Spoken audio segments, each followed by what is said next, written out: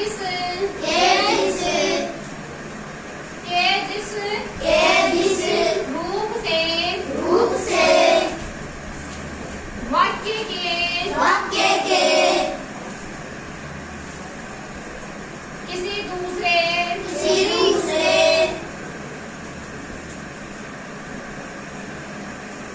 शब्दों के साथ उसका संबंध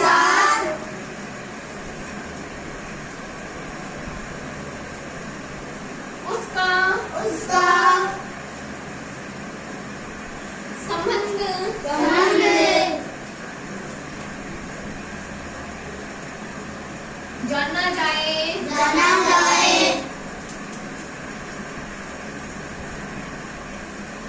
उसे कारक कहते हैं। उसे कारक कहते हैं। जैसे अब देखो संज्ञा या सर्वनाम पढ़ा ना आपने। संज्ञा की परिभाषा क्या है? किसी व्यक्ति वस्तु स्थान भाव आदि के नाम को संज्ञा कहते हैं। तो सर्वनाम की संज्ञा के स्थान पर काम आने वाले शब्दों को सर्वनाम कहते हैं।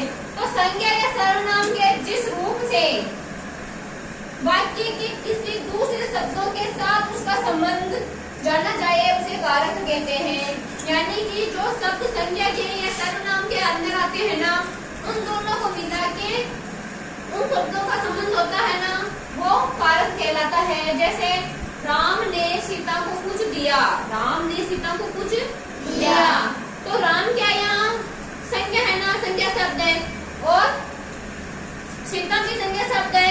ने कुछ दिया तो कुछ सर्वनाम का आया ना, कुछ सर्वनाम का उदाहरण ना, और ने कारक दोनों के बीच में आ गया ना। देखो जैसे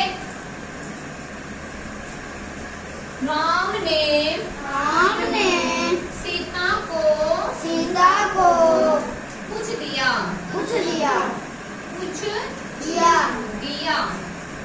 तो इस उदाहरण में देखो संज्ञा शब्द राम है और संज्ञा शब्द सीता भी है। सर्वनाम का उदाहरण क्या है? कुछ है। तो दोनों के बीच में क्या? राम ने सीता को कुछ। तो राम के साथ सीता जुड़ी है ना, उन दोनों के बीच में जुड़ने का संबंध आया है। उनको ये संबंध है ना, ये कारक चिन्ह है। इन दोनों का संबंध का चिन्ह कौन सा है? ने। तो ये कौन सा है? कारक चिन्ह है। ठीक है।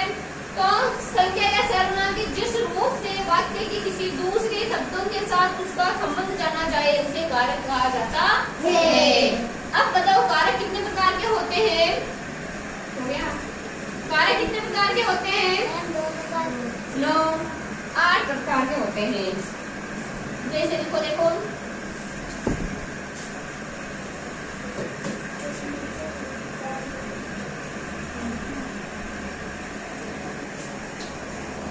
दूसरा प्रश्न बन गया कारक कितने प्रकार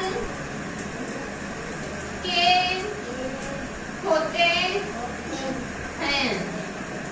हाँ तो बताओ उत्तर आएगा इसका। कारक 8 प्रकार के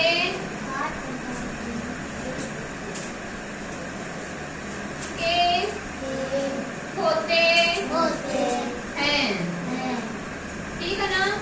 अब उन 8 का नाम एक श्रेणी बनेगी, उनके 8 तो इधर तो नाम आएंगे कारक का और उधर उनका चिन्ह लगेगा कि कौन सा कारक किस चिन्ह से जाना जाता है।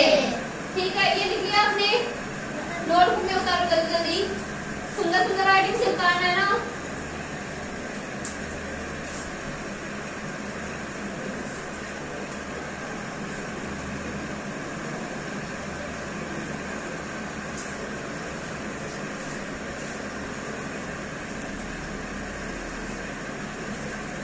कारक की परिभाषा बोल पढ़ के। दिव्या ये बोर्ड से कारक की परिभाषा पढ़ के बोल। हाँ खड़ी होके। संज्ञा या बोलो अच्छे साथ।